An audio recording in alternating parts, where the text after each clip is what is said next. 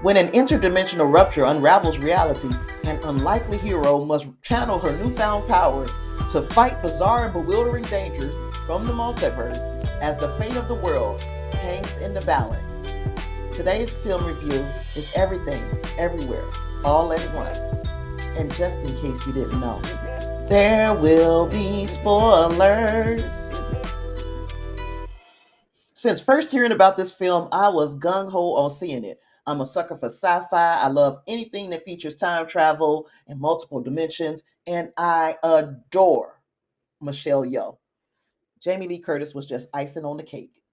It took a while, but I finally laid eyes on it, and let's just say I was not disappointed. Michelle Yeoh stars as Evelyn Wang, an unremarkable middle-aged immigrant who, when we met her, is literally trying to do everything, everywhere, all at once.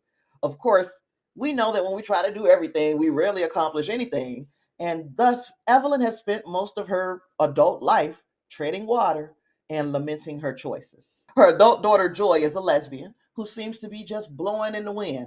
Now, that seems to be a huge concern for Evelyn, probably because she doesn't want Joy to end up with the same regrets that she's experiencing.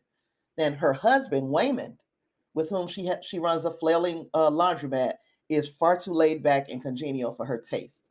The love is gone, and they're only together because they took these vows.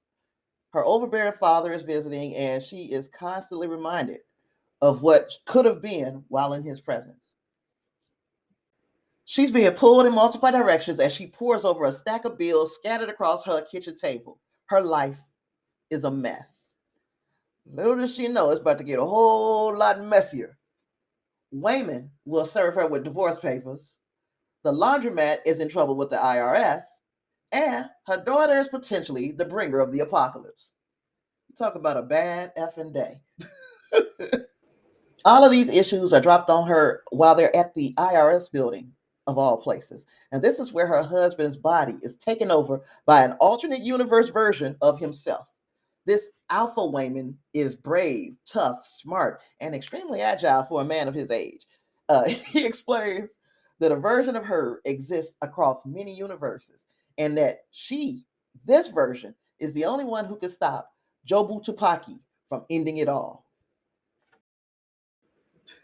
I won't delve too much further into specific plot points, but understand this isn't just a dark comedy, sci-fi, or martial arts film. Underneath is it's a think piece about the meaning of life. It follows how one person's upbringing and the pressures of familiar responsibility can lead to the idea that nothing they do matters. So what's the point? If I take an action that destroys me, why would it matter? In the grand scheme of things, my life is meaningless. That person may make a choice that ends the world for everyone who cares about them. So the movie is about making choices based on love and kindness for others instead of lamenting about the nothingness, the meaninglessness of life.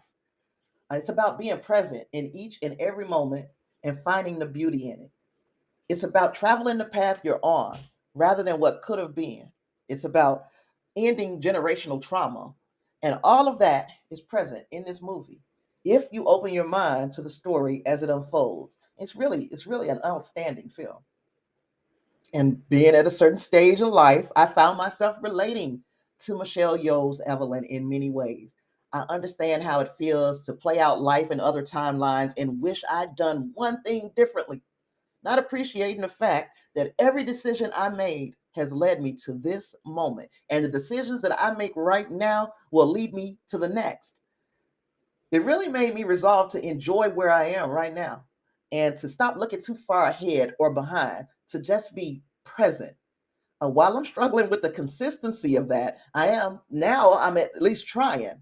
I genuinely walked away from that film with a new outlook on life. The movie was distributed by A24, a studio that has made a name for itself as by dealing in a very particular style of media. Mostly, though not always, horror, and definitely independent and thought-provoking shows and movies are their specialties. Everything Everywhere All at Once was produced by the Russo brothers and superbly written and directed by the Daniels, Kwan and Scheinert. It overperformed at the box office with a $104 million haul against a $25 million budget. It is critically acclaimed, boasts a 95% critic rating and an audience score of 89% on Rotten Tomatoes. There are also major awards in its future. 14 nominations for Critics' Choice, 6 Golden Globe nods, and the jury is still out on the Oscars. You know, they're a little bougie about their selections. As for my rating, I'm truly waffling between a 4.75 and a 5. So I'm going to split hairs and call it a 4.95. Yes, for me, this movie was nearly perfect. The length might be what's putting me off on giving it a 5. At 2 hours, 20 minutes, it might have been a half hour too long. Regardless, it is easily in the top 5 films I've seen this year, and I highly recommend it to anybody who might be on the fence. So BT Dubs. This is for a channel member, Angus, who requested specifically that I do a review on this movie. And even though I had already planned it, I would have done it anyway if Angus asked. So thank you, Angus. With all that being said, I don't have a whole lot left. I thank you for being here, and I will see you in the next video. Peace.